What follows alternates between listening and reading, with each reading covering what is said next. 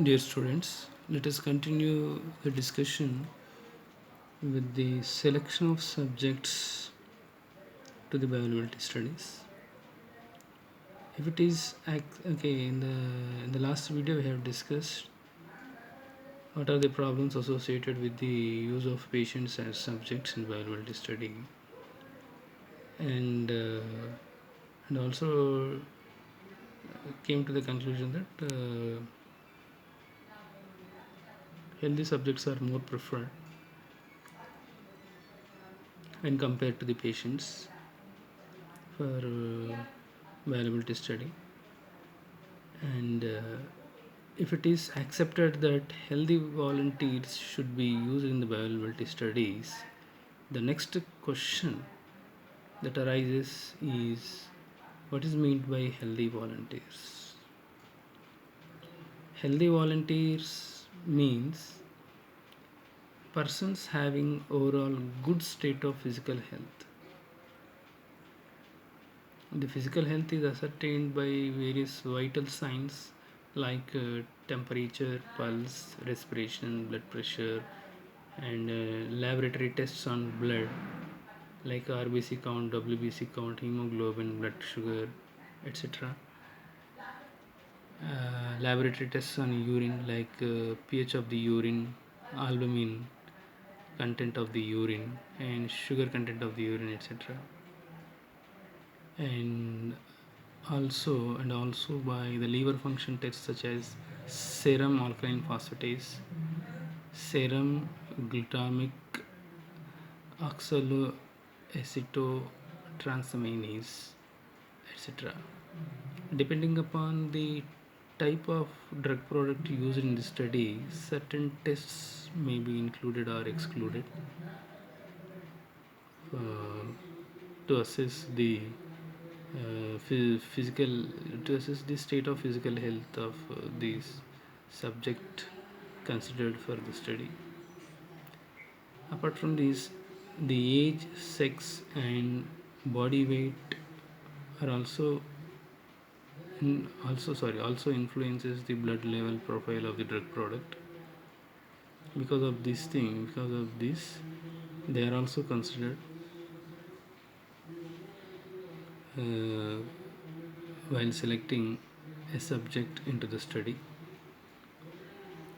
Generally, a 21-year-old male subject weighing around 150 pounds will be treated as an ideal subject for the study, but it is difficult to obtain a sufficient number of these ideal subjects, and hence the acceptable normal ranges for the age were stated as 20 to 50 years, and for weight were stated as 120 to 200 pounds,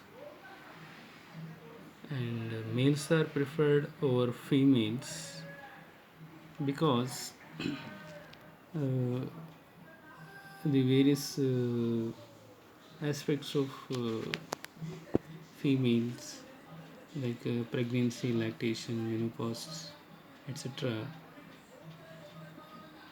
will influence the blood level profile of the drugs. It doesn't mean that females are not at all used in the viability studies, but the males are preferred over females.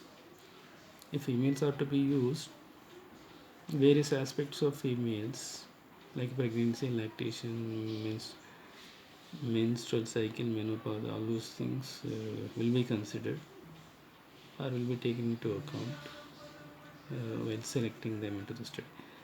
So, apart from these, the medical history of the subjects has to be reviewed critically by a panel of experts.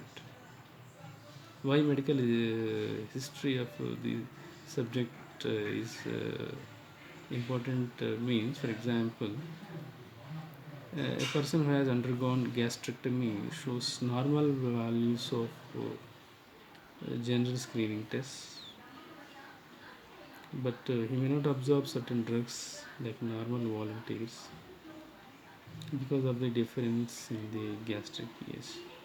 Like normal volunteers, this gastrectomy, these subjects undergoing gastrectomy also shows normal values for the general screening tests performed on them, but may not be absorbed to the same rate and extent as that of the normal volunteers because of the changes in the gastric pH. So this is an example. And once subjects are selected, they should be randomly distributed among different treatment groups to achieve a more uniform distribution of the available volunteers with respect to the age, sex, and body weight in order to avoid bias. So this is regarding the subject selection. And the next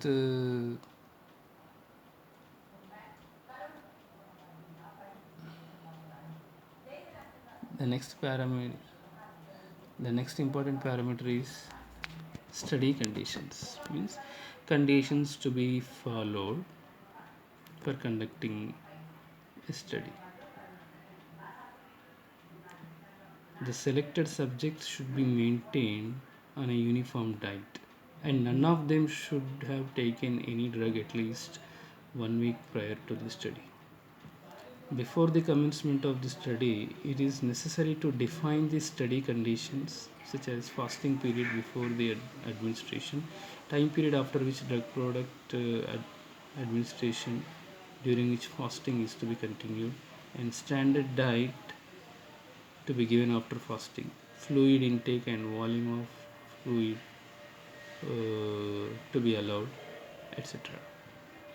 The quality and quantity of food intake drastically affects the viability of some drugs. In general, bioavailability trials are conducted on subjects that are fasted overnight.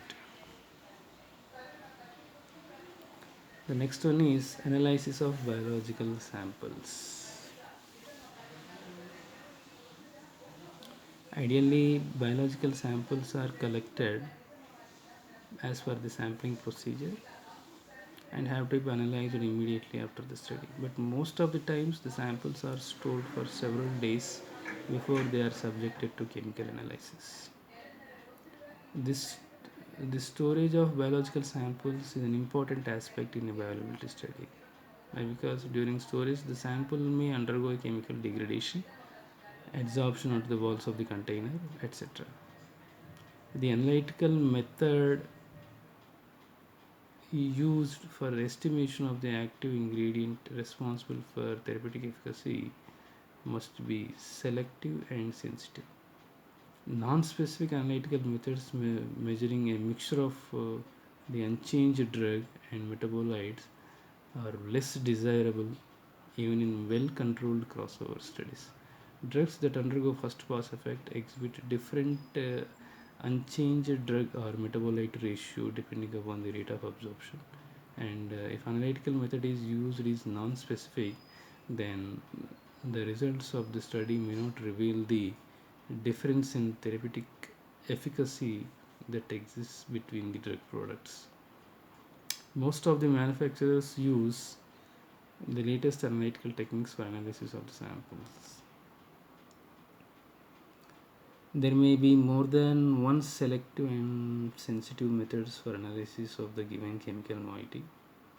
Any one of them may be used for analysis, but results obtained with one analytical method in one study should not be compared with those obtained in a other study with a different analytical method. At last, we can say that the analytical method used must be specific to the active chemical moiety and should exhibit a high sensitivity.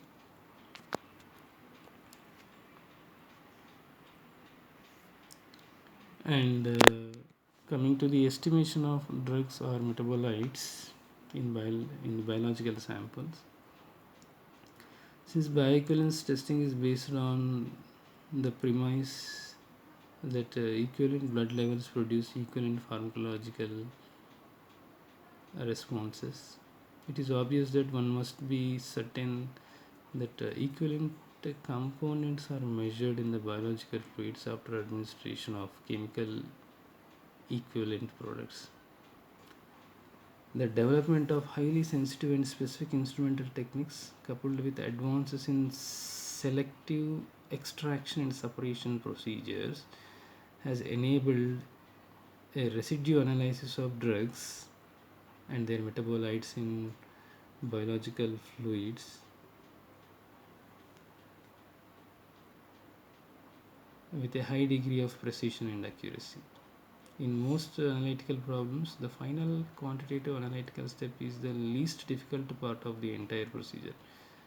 In the analysis of blood or urine, the most easily obtainable and useful biological fluids, the major problem is to extract quantitatively and then separate the intact drug from its major metabolites, or even to separate a mixture of two or more drugs from their metabolites. So coming to this is about the various factors to be considered for selecting an appropriate study design. The next content of the bioavailability study protocol is the measurement of bioavailability. Methods of measurement of bioavailability. We have two types of methods for measuring bioavailability. They are pharmacokinetic methods and pharmacodynamic methods. Pharmacokinetic methods are very widely used and are based on the assumption that pharmacokinetic profile reflects the therapeutic effectiveness of a drug.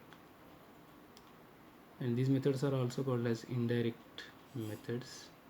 We have two types of pharmacokinetic methods. They are plasma level time studies and urinary excretion studies. Whereas pharmacodynamic methods are the complementary to the pharmacokinetic methods, which involve direct measurement of the effect on a physiological process as a function of time. The two pharmacodynamic methods involve determination of bioavailability from acute pharmacological response or therapeutic response. Coming to plasma level time studies, unless determination of plasma drug concentration is difficult or impossible, it is most reliable method and method of choice in determination of method of bioavailability in bioavailability studies.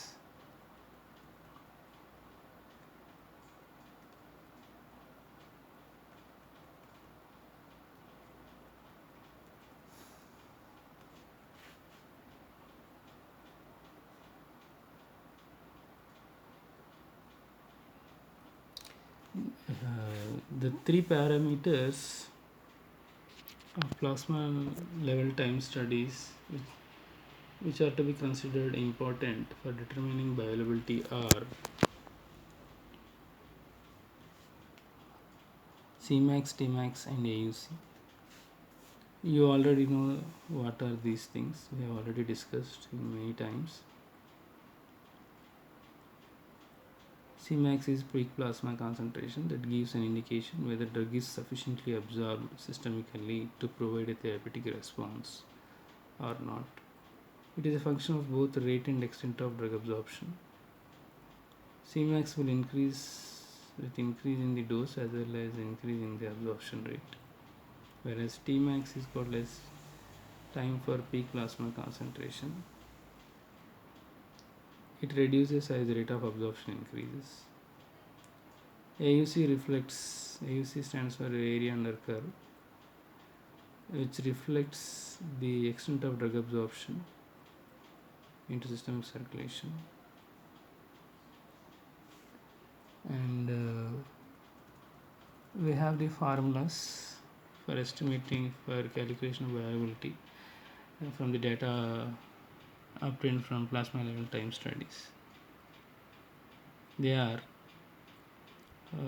for absolute bioavailability, capital F equals to AUC oral into IV dose by AUC IV into oral dose.